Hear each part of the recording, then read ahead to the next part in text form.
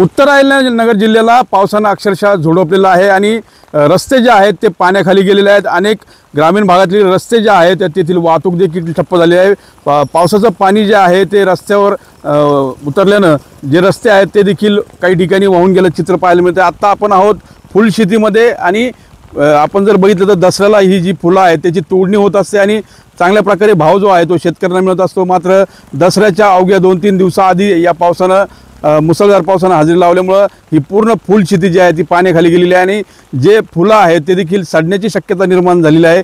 एकंदरीत बघितलं तर शेजारीच आपण द्राक्षाची बाग बघू शकतो। ऑक्टोबर छाटणीचा हा काळ आहे, मात्र पावसानं सध्या झोडपला असल्यामुळं जी ऑक्टोबर छाटणी आहे ती देखील संकटात सापडली आहे। तर चारा पिकं देखील पूर्णतः पावसाखाली गेलेले आहेत। ऊस असेल त्यासोबत जी आत्ता सध्या खरीपाची जी पिकं आहे, सोयाबीन असेल, मका असेल, सगळं पाण्यात गेल्यानं शेतकरी जो आहे तो संकटात सापडलेला आहे। खरं तर अहिल्यानगर जिल्ह्यातील दक्षिण भागामध्ये मुसळधार पावसाने झोडपलं होतं, त्यानंतर आता पुन्हा एकदा उत्तरनगर जिल्ह्यामध्ये मोठ्या स्वरूपाचा पाऊस जो आहे तो पडतो आहे।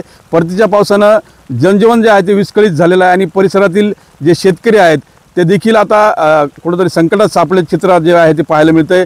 खरं तर दसऱ्याच्या मुहूर्तावर फुलशेतीला महत्त्व असतं आणि फुलांचं बाजारपेठ देखील फुललेली असते। मात्र या पावसानं अक्षरशः फुलशेती देखील पाण्यात गेल्यानं पूर्णतः जे फुलं आहेत ते सडून जाण्याची शक्यता निर्माण झालेली आहे आणि त्यामुळे मोठं आर्थिक नुकसान जे आहे ते शेतकऱ्यांना सोसावं लागणार आहे।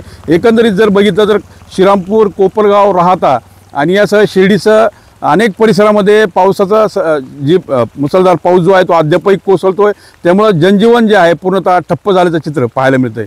मनोज गाडेकर, TV9 मराठी, राहाता।